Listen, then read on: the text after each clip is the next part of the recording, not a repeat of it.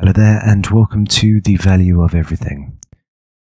Okay, so there are problems with life extension or life extension technology, which is coming around the corner.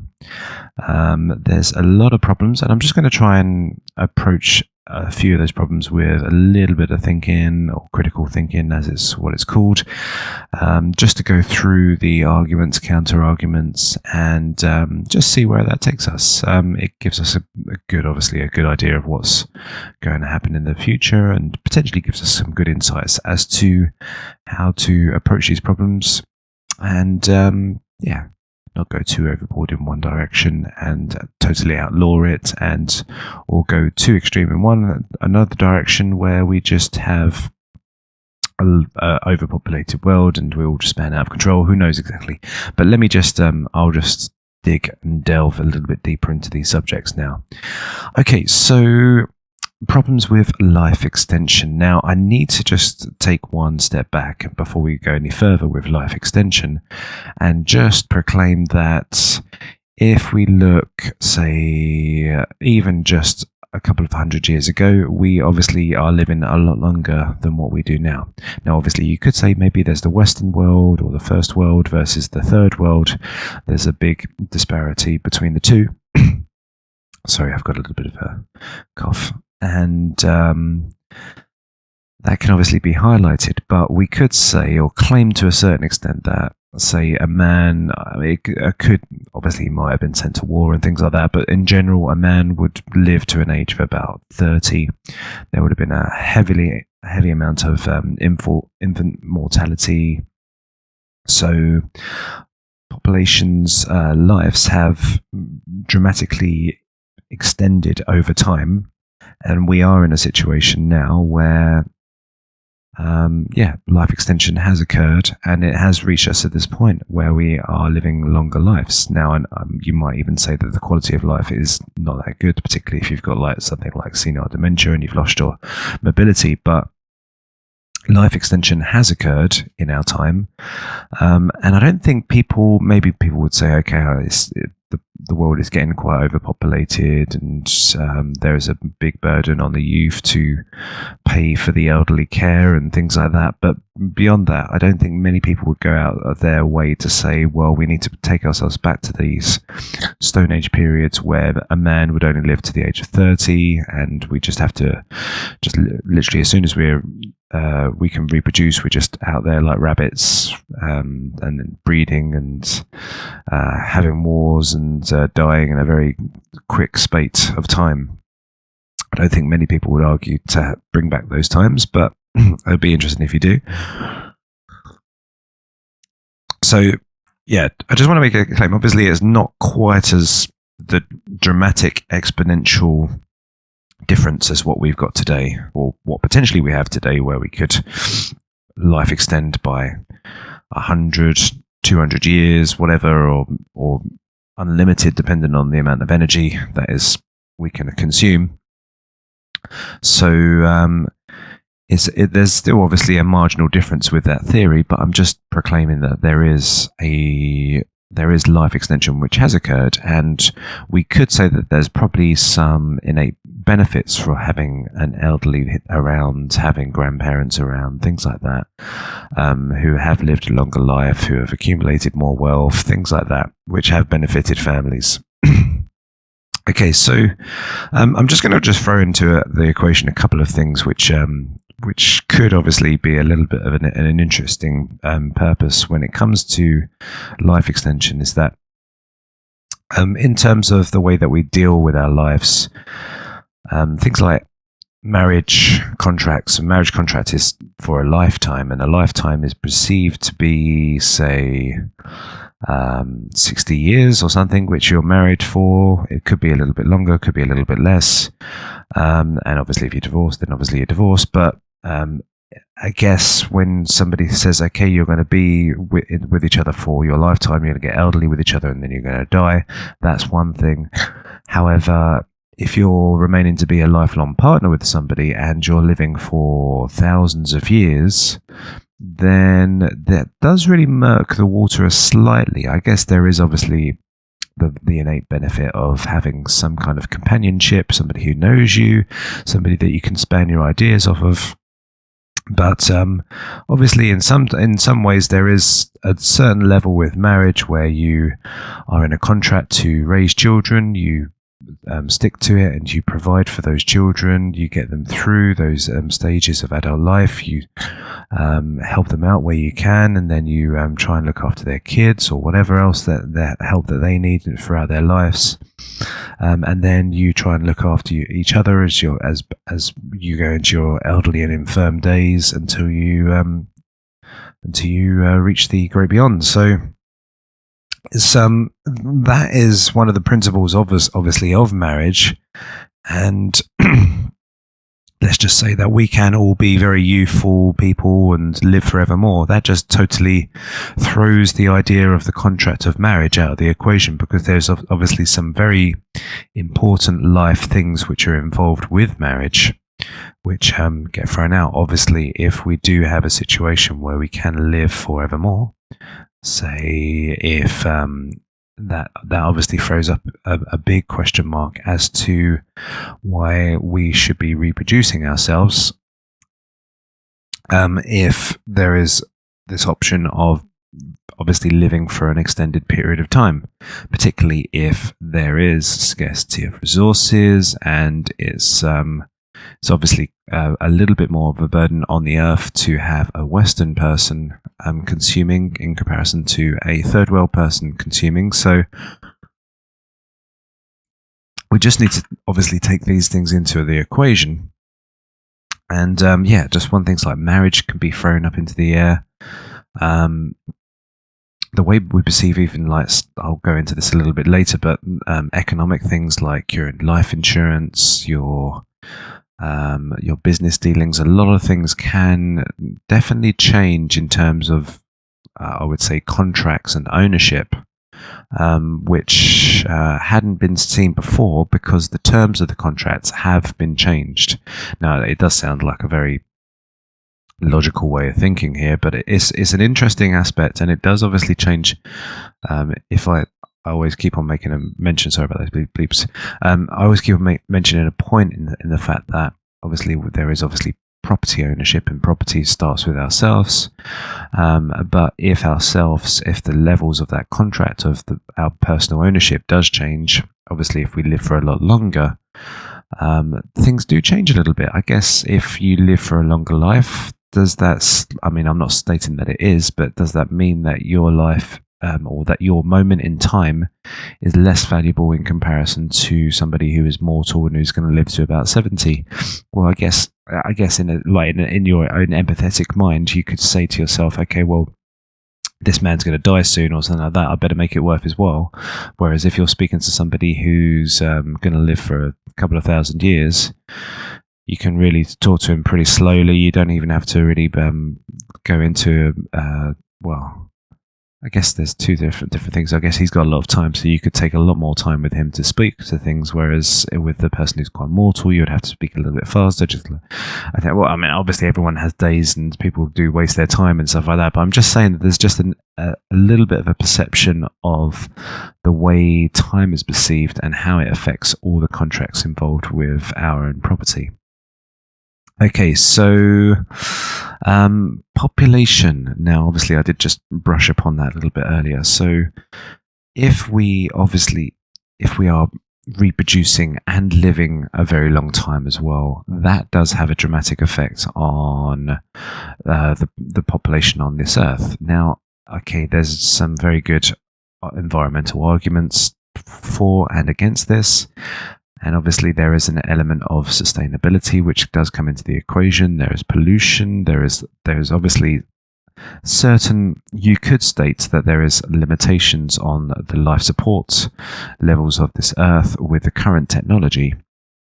We obviously do not know what the level of the technology is going to be in the future to support more life or potentially less life. But there is a realm in which if we do continuously populate the world, then we may find ourselves in a situation where people that cannot afford water and sustenance and air, whatever needs to be done, we may find ourselves in a situation where we've got limited supply scarcity, and only the rich and wealthy can afford the resources to survive and continue on in their lives. And obviously, you could say that the person who has lived the longest life has got the most skills and acquired the most wealth.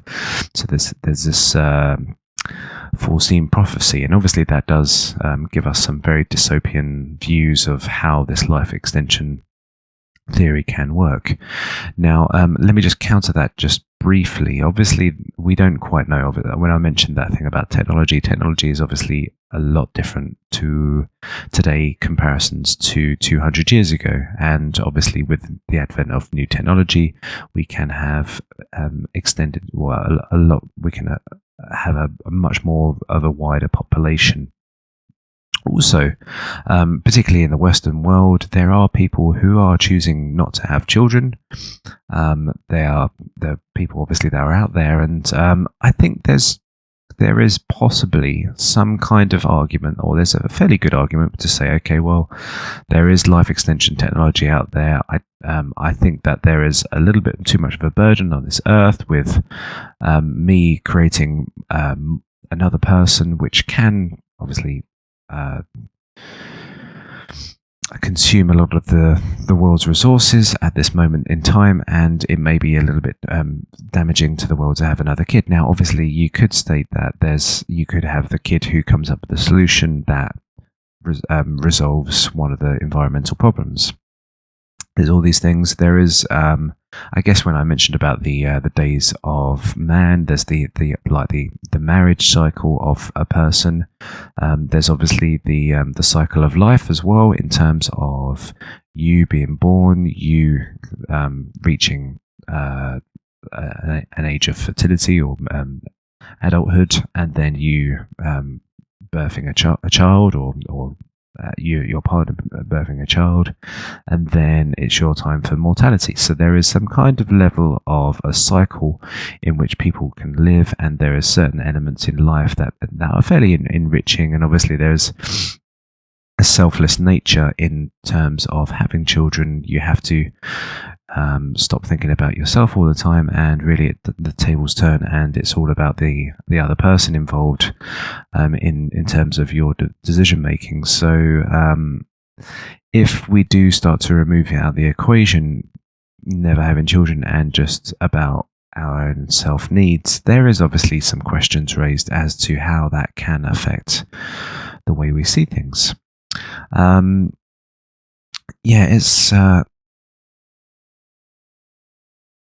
It's a very interesting question in terms of population, and obviously there's the government, which governments have made these choices before in the past.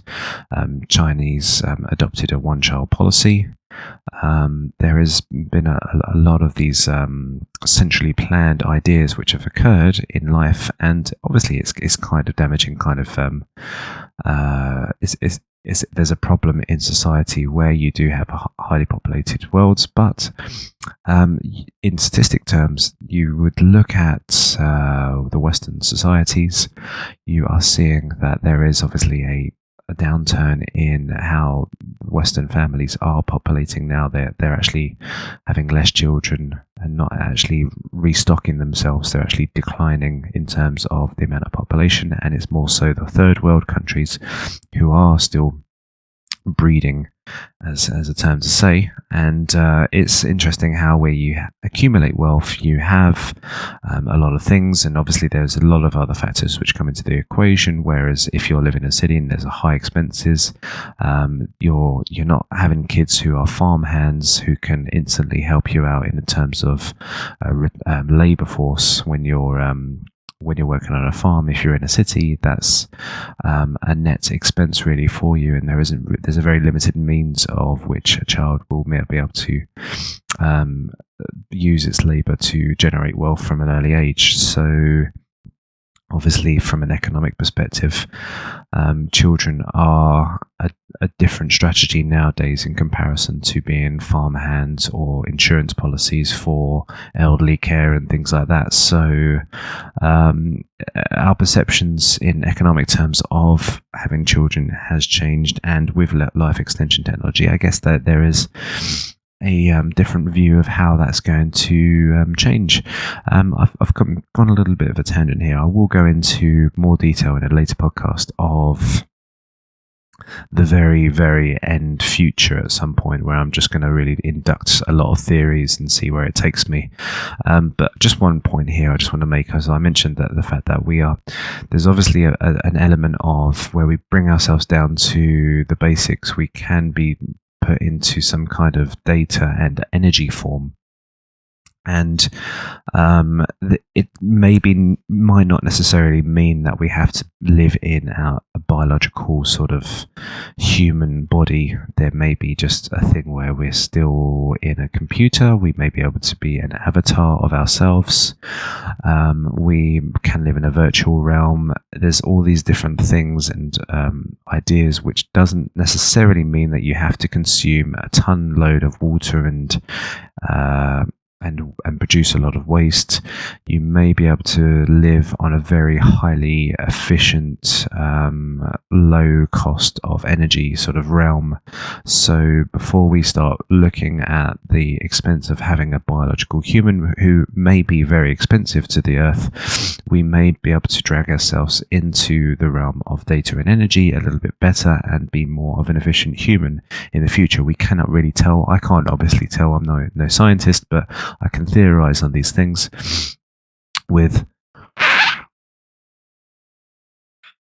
certain degree of how things are going in directions. Now, okay, so, and then I can take it one little step further, and obviously this is where I've mentioned before the singularity, where we have these lives, let's say that we are an operating system.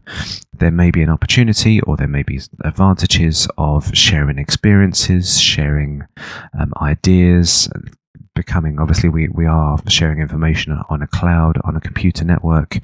So there is some kind of singularity or cloud which interconnects us. And where we find mergers, there is more efficiency savings that occur as well. So let's not quite outrule any of the ideas that having maybe even still reproducing may give us options still to return into the digital realm. Maybe we may get to the age of, say, 70 and then choose that because of our brain deterioration or body deterioration, we convert ourselves onto the virtual realm. So let's just think in terms of that. We always think that into the future, sometimes there's a little bit of a fallacy that we think that we're going to be continuing on this realm with the same technology that we always have, whereas new technology, new ideas comes into the realm. People make things as economical as possible, and in terms of life extension and life itself, if there is obviously going to be some incredible savings in terms of how we can avoid deaths and how we can make things a little bit more efficient in terms of our human bodies. And there's some incredible advantages which could occur that we don't quite understand or cannot really get to the point of just right now. Okay, so I think that covers reproduction as a question or theory. I'm just going to tackle just one of the harder ones. Okay, so let's just really go to a point where we're going to a situation where populations, rich people are deciding to have children, and they are continuing to, because they can maintain their youth for extended periods of time, so they can live for 1,000 years and still look like they're in their 30s, and have children every 4 years or whatever they choose to do, then obviously that is an incredible burden on their lives.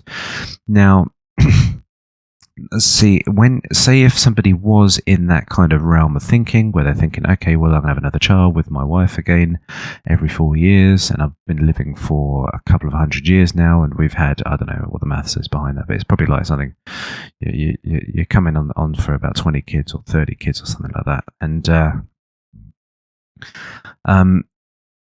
there must be some point in which, or some kind of counterbalance which occurs in terms of how children require your help and assistance, focus, how children feel like they're neglected, they're not as important, they don't share as much time with you as other kids and siblings.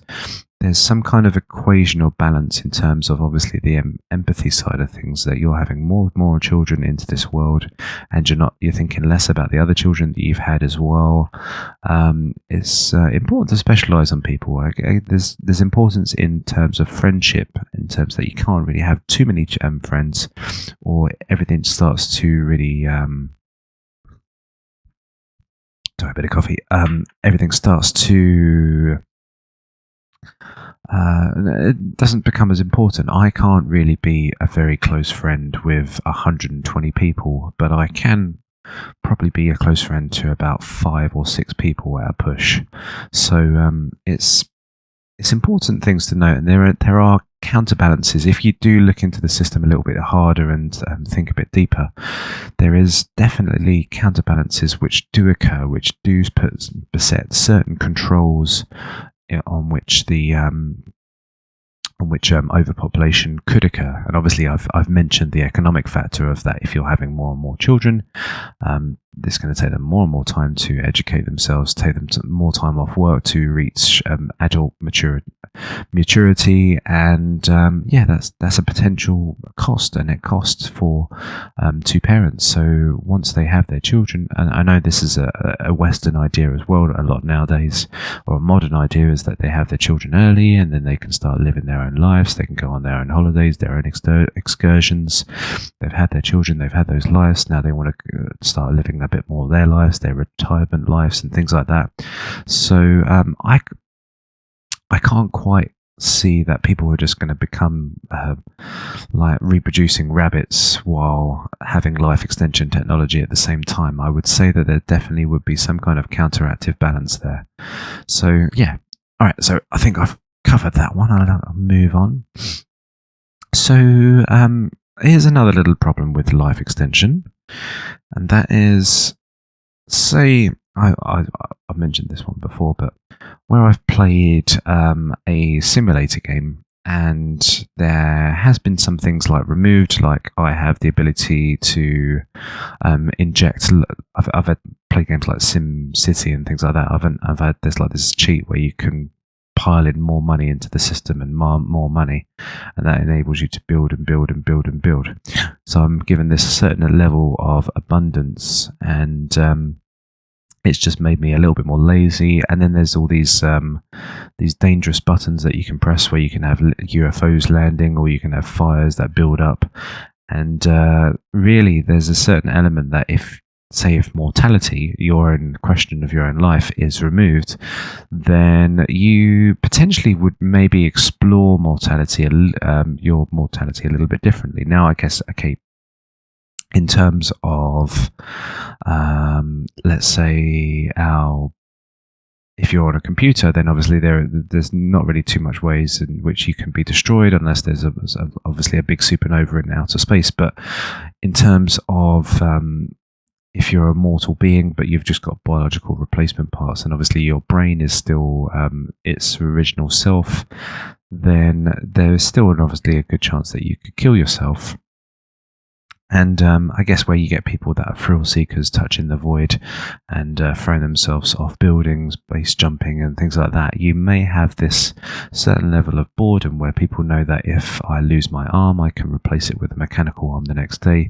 There is this little level of people not being as interested or in their own bodies, and really throwing themselves into dangers and being fairly destructive with their lives, whereby they wouldn't have been beforehand. Whereas if you have particularly things, and I've mentioned this in my No Pain podcast, if you had no no feelings of pain. Obviously, you're going to do things a lot more dangerously than what you would beforehand. You're going to put your hand on the frying pan and not be too worried about things on the hot stove, whatever really necessarily happens.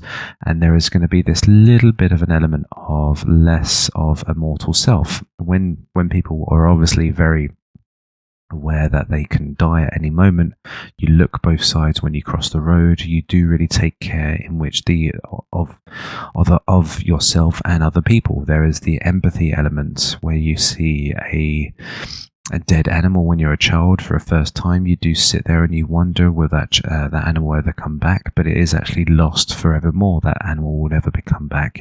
It's gone. There is never going to be any return of that animal or that moment again. Well, with another animal, but with that particular animal, it's gone forevermore. So it's an important question in terms of empathy.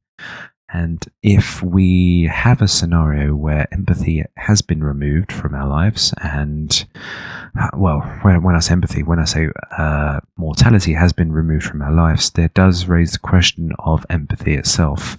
If we do not have this thing of where we're concerned about our own welfare, then how do we become concerned of other people's welfare as well? And I guess that can be one of those elements. I guess it can be fun in some ways. Say if I know that I can run through a burning building and save children and stuff like that. I know it's not fun, but obviously that's a great advantage. But in some ways, in another realm, I can just jump off a bridge and swim to the bottom of the ocean and do all these weird things that I could have never done before in my original body. And I guess, yeah, you're losing the barriers, the isolation scheme in which you're thriving on. So, in terms of isolation, if I put you in a room and just slid a meal under the door every day, but then there was a guitar in the corner which you could practice on and learn, and obviously I'll give you a toilet and things like that, you would obviously be incredibly bored, but you would, I would imagine, be an incredible guitarist after a certain amount of time. That guitar would be amazing. Hopefully you didn't break any strings, or I guess the man who slid the food under the door would provide you with some, but you would be an incredible guitarist. And where boundaries and limitations are removed, there is certain things which are lost.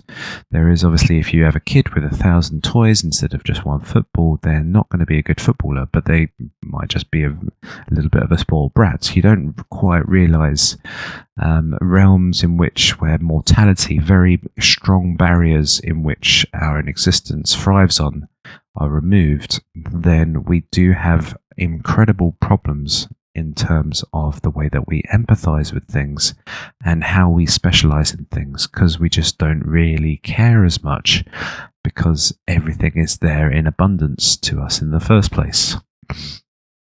Okay, so I'm going to come back to that a little bit later. Next up, I just want to just mention to you, so there's other important things that I guess happen to elderly people, and I guess people don't quite think of it when they're in their youth as much. But it is a little bit of a cry and shame that you do hear people that say, my friends have died. I've known my friends for a lifetime and they have now died. And that is incredibly sorrowful. You could counter-argue with that, as that's to say, well, your friends could have life extension technology with them as well, so you could both share and be around with each other for a lot longer than what originally happened. But obviously, you may have, especially in the early years of which this technology is coming out, certain friends are going to die and you're going to continue on living. And that is an incredible, it's a bit of a heartbreaking situation to go through. You've spent a long time with these friends and then they've gone. I know that some people are just themselves and there's really not going to be a chance for that person to come back and return as anything else. That time, that era that they were from is beset in them.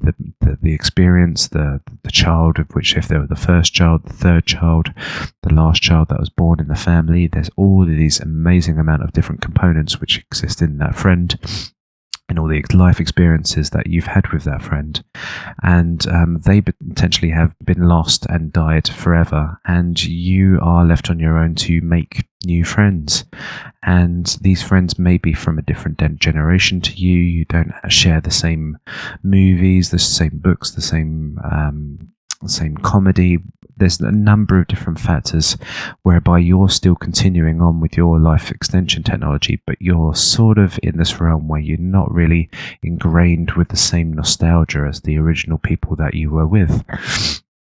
So, yeah, making new friends. I guess I enjoy making new friends. It is always a pleasant experience, and it does. I think it does push ourselves in a lot of different ways, which is very beneficial to ourselves.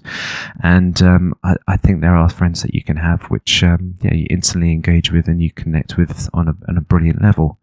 But that's a definitely a problematic situation where you would have this situation of having a loving friend around you that was no longer there, and there's never this opportunity for that friend to ever come back.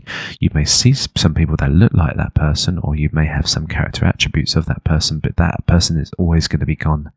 And even though you have you're immortal, you're going to be have an extreme view of the mortality of your friends around you. It's like the situation where you're in a very beautiful house yourself, but you're going to be seeing all the crap house that's living on the opposite side of the road all the time while you're living in the very nice house. So it's just a theory there, just how that's living. Obviously, one of the, I think, probably the most heartbreaking things that you could possibly ever have happen, and it's obviously been like a curse through biblical times and everything else, is that if you were to outlive your children, that is probably one of the worst, most cursed things that somebody could ever go through. That sort of that beginning of life, that cherishment, that nurturing, the selflessness, all the investment that you put into somebody for them to perish one day, and you to see that happen. They reach an old age and you're still living beyond their ages. That's that is an incredibly, I would say, damaging thing to somebody. And yeah, you could think of the psychological impact of that. You could have this scenario where your child decides not to live as long as what you do. They might not like the way in which you are, or whatever happens, and they choose to have a mortal life. You will be by their bedsides and see them die and perish and obviously reach the great beyond. So it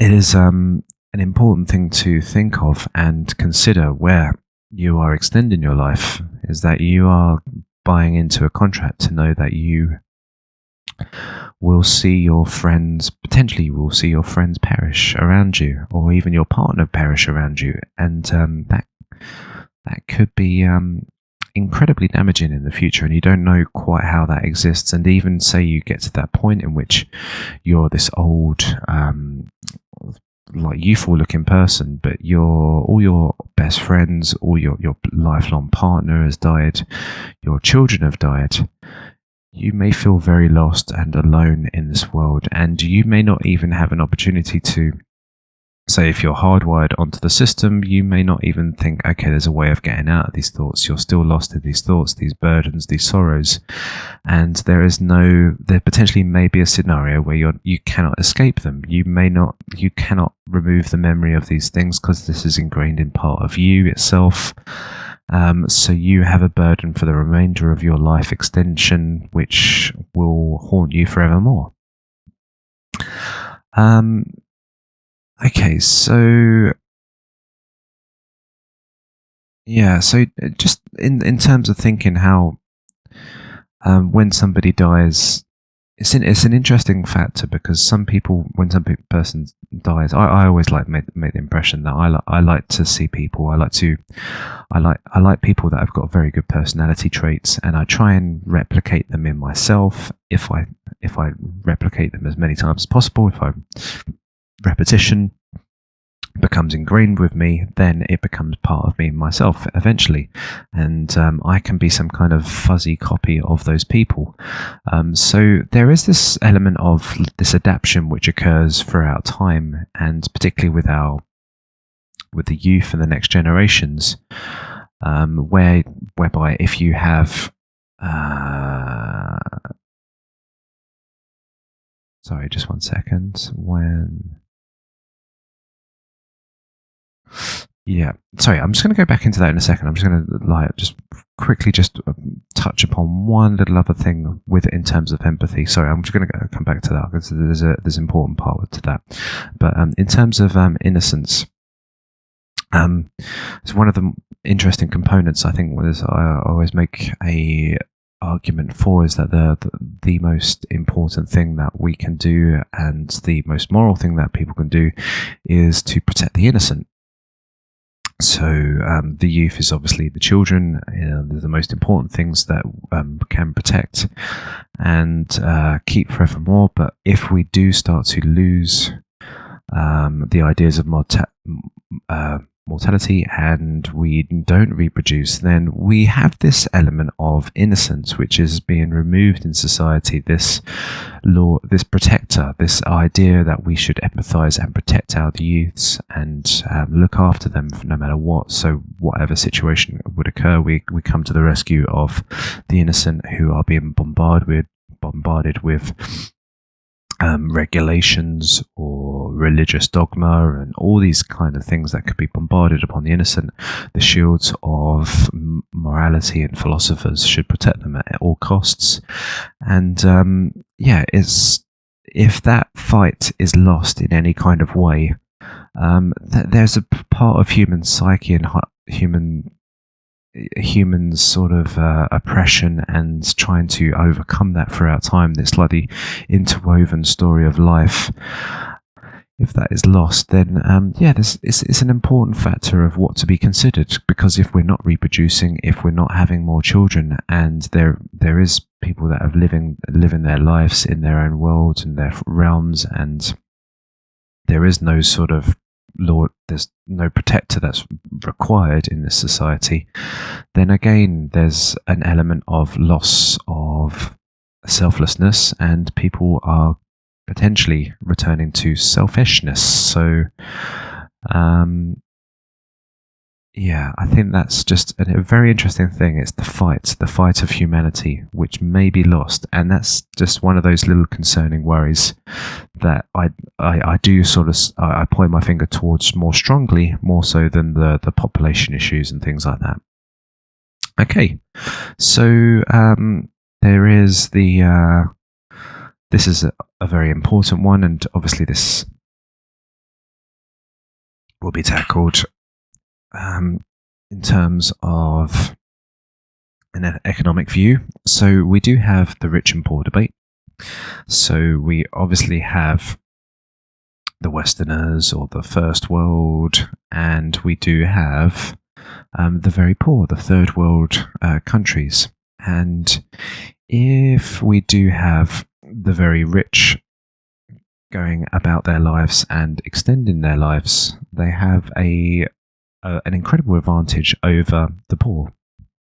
Firstly, they can accumulate an incredible amount of wealth and skills, and that puts them at an incredible advantage over the poor people who are just starting life. They haven't got good skills. They've just trying to compete against this world, and really they're competing against somebody that is almost superhuman, because they have got an incredible amount of hours to learn and read and understand different theories to compete against this economic world versus this youthful person. So, or this mortal person as well. So you're thinking of like this David versus Goliath scenario. So let's just consider one thing for the moment. This obviously already happens in today's society. Rich people do have an advantage over the poor in terms of the education that they can provide for their children. There is a lot of elements in terms of, let's say, They can give them a handout in terms of money to start up their own businesses. They have good contacts in the business worlds to put them into the correct jobs and different scenarios. So obviously the middle class don't really get those advantages, but the very rich do have those advantages about, and they do exist today. And it's just part of the nature of economics itself. But there is obviously disadvantages of being very rich in the first place. It does obviously get people a little bit lazier if you enjoy the good life. There is obviously incredible amounts of expenses involved with that. It does cost a lot of money to maintain a boat. It can cost a lot of money to maintain an expensive large house. So there are massive economic disadvantages of being very rich, I guess you could say. But there is an all-knowing aspect to this as well, which isn't being quite thought up here. And if we go to the all-knowing element, I would say that if somebody was living a long life and they were pursuing materialism, I would hope with all this time that they have on their hands, they would start to think, okay, well, I've got the car encrusted in gold. I've got this. I've had a number of wives. I'm really finding my life just getting a little bit the same. Let me just see if there's anything else to this world in terms of life in comparison to just materialism. And I would hope that the rich person would potentially lean eventually to the purpose of philosophy and philanthropy and start to think, okay, well, rather than being forward to my own selfish needs all the time, I might be able to help other people out. I may have these skills, these ideas, this time which I was running out in beforehand, and maybe I can become a force of good rather than my own self-gratification. So we're not quite where we do have this disparity between poor and rich. We have to consider the circumstances that where this rich person does exist, and this rich person does exist for a long time.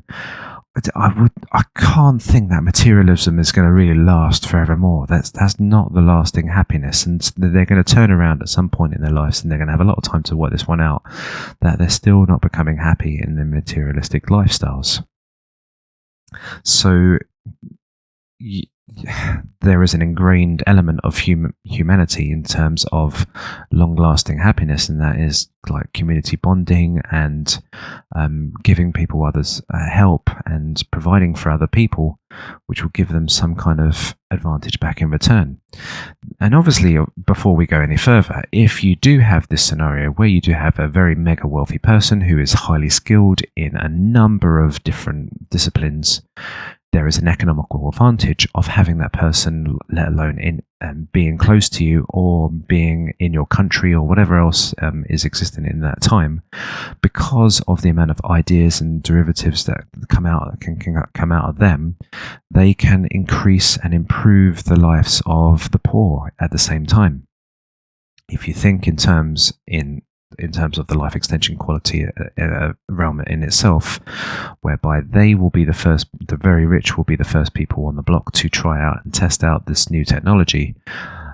They may get all the buggy stuff, they may have all the problematic stuff, and this obviously can be used and turned to the mass audience. If you think of the mobile phone, they were the first ones to walk around with these massive bricks, which are very cumbersome and crappy, and took a lot of battery to walk around with the battery itself all the time.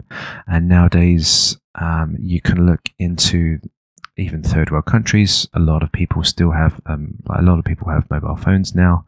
It's massively adopted around the world. So having the rich people to try out the technology, to break it in, to understand what works, what doesn't work, they're going to be on the forefront of these ideas, and they are obviously putting themselves under great risks. They may choose to decide to do one life extension technology which have these massive problems. Say if you uploaded yourself onto the computer, you may not feel anything anymore. Say if you put yourself in this biological body, you still may have problems with the brain deteriorating and other things, that elements which can occur as well. So with the rich, there is an advantage of having these rich people. They will trailblaze things out for you.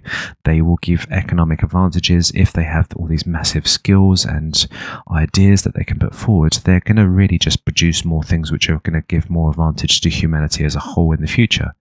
If you could think that if all the amazing philosophers or all the amazing inventors were still around today and they were still inventing things like Tesla and things like that, how much of an amazing benefit to society that would bring us.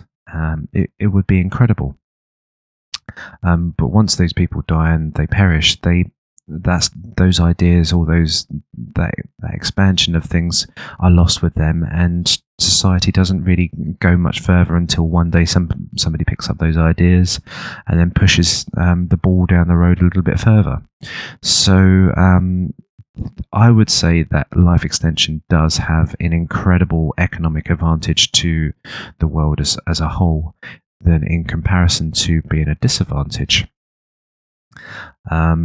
If obviously there is some incredible burden of care which is required for people that do have life extension, or it does cost a ridiculous amount of resources or energy to keep these people alive, which I can't think that it would do over a certain level of time, but I think it would only just get cheaper over time. Then there may be important questions raised, but economic advantage is definitely there, and you cannot overlook that one, and it's a bit of a dangerous fallacy to go under when you start thinking, well, these poor people, they're really going to struggle, they're not going to get an advantage. There is obviously one thing in psychology that would occur is that you always will reward the underdog. If I'm walking down the high street and I see McDonald's on the one side, and then I see Mandy's homemade burger shop on the other side, I think I'll go to Mandy's homemade burger shop just because I like supplying money to the people that are working from the ground up. I know that people are going to try a little bit harder than somebody who's just being employed by a multinational conglomerate and stuff like that. So there is this advantage of the poor person as well over the very rich person, and you've got to say that there could be this kickback in terms of philanthropy from this rich person. There's going to be a kickback in skills, and skills that weren't lost, and skills that can be retained over periods of time, which will definitely push forward humanity itself. So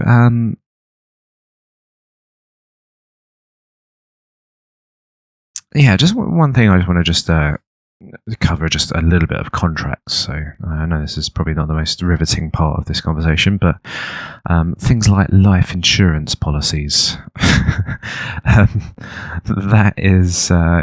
that does obviously twist and turn incredibly if somebody has this element of mortality. So say if you did get into a car accident, you could think of like donor cards in beforehand. You may have this option to have life extension technology. We may be able to say, okay, right, well, your body's dead, but we can upload you onto a computer. Do you want that or do you not want that? Because if you do want that, then obviously you'll still be alive. You can have these conversations, but you will not be able to feel any pain. You will not have any emotion. You're just going to be this programmed logic and stuff like that. So there's these little elements in life which can really distort and change our mindsets. Another thing would be obviously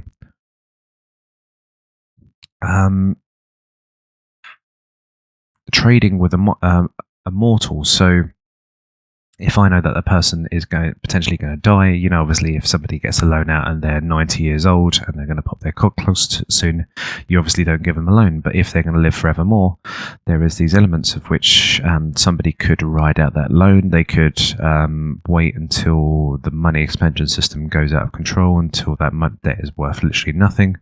So there's all these little different facets in terms of our economics and our trading, which can really turn the tables over if we do have this disparity between people that live for a very long age and people that live for a very short age. So yeah, just something to think about. It's not really anything that's I'm coming up with any kind of moral questions here or ideas, but it does, I guess, business-minded people potentially can see things and connect the dots and maybe able to find certain products or opportunities which can arise in the future for them. So yeah, just thinking back on the rich people. Obviously, the rich person who is accumulating all this material goods, but he's doing nothing of value with it other than just feeling a satisfied need. That really does raise into the. I hope that would eventually raise into the question mark of people itself.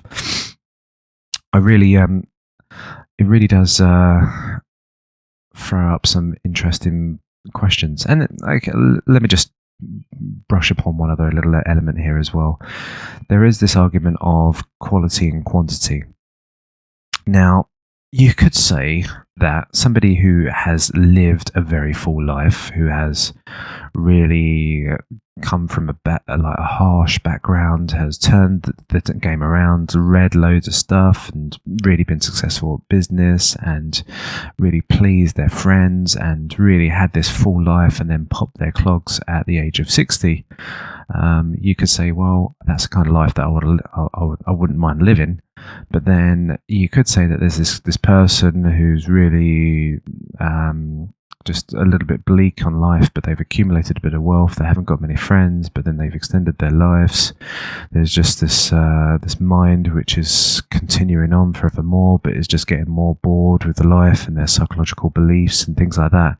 You could say that quantity of all that life is just really non-cherished, and if given the two options, say if you were at the start of life and you could choose, you may choose to have that full action-packed life in comparison to that life. It's almost like a prison sentence after a while, whereby you're trapped inside a mind which cannot really break out the walls, and is really getting into the states of depression and boredom and things like that. So definitely they're just things to consider.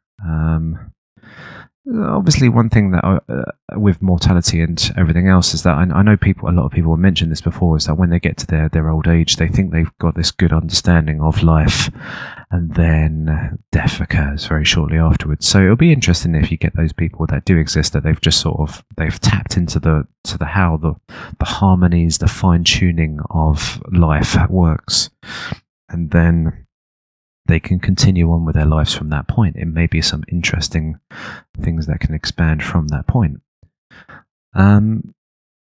So yeah, just going back, and probably just to round this up, I guess there's one little important thing about life, is that where we have parents and where we have certain situations which occur to us, and where we're the next generation to the ones before, we do have this element in our minds, or some people definitely do, that say, I'll do this better than my parents. I won't hit my children. I won't do this. I won't do that. And you can live, obviously people can exist with very dogmatized views on how life exists, and maybe they don't accumulate any wisdom, which I hope, obviously, people with life extension do have wisdom and do use it in a very good, valid way. But some people can be very dogmatized on their views. Imagine if all the people from even the 18th century just lived forever and that was it. We'll be stuck in this very Victorian, sort of Edwardian sort of time period that may be just limited in terms of how we could stretch ourselves a little bit further. So there is this thing of destruction which occurs in life, and this start again, these grassroots. Say if you had this forest fire and it burns all down, but then these green shoots start again and start new again.